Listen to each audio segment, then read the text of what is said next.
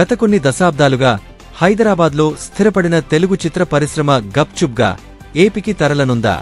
ఇటీవల చిత్ర పరిశ్రమకు సంబంధించిన పలు అంశాలపై వివాదాలు నెలకొనడంతో చడీ చప్పుడు లేకుండా ఏపీకి తరలి వెళ్లే ప్రయత్నంలో ఉన్నారా అంటే, ఈ ప్రశ్నలకు ఏపీ సీఎం చంద్రబాబు నాయుడు మాటలను బట్టి అవుననే అనుమానాలు కలుగుతున్నాయి.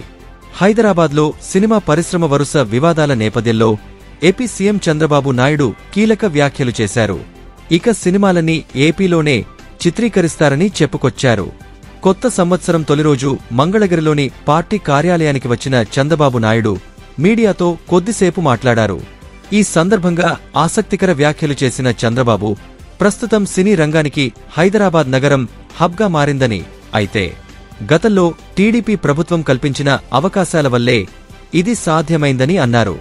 కొంతకాలంగా సినిమాలకు ఓవర్సీస్ మార్కెట్ బాగా పెరిగిందని, ప్రస్తుతం హైదరాబాద్ సినిమాలకు హబ్గా ఉందని పేర్కొన్నారు.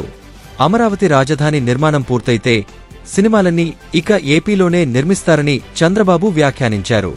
అంతేకాకుండా అమరావతిలో సినిమాలకు మంచి మార్కెట్ ఏర్పడుతుందని అన్నారు చంద్రబాబు నాయుడు.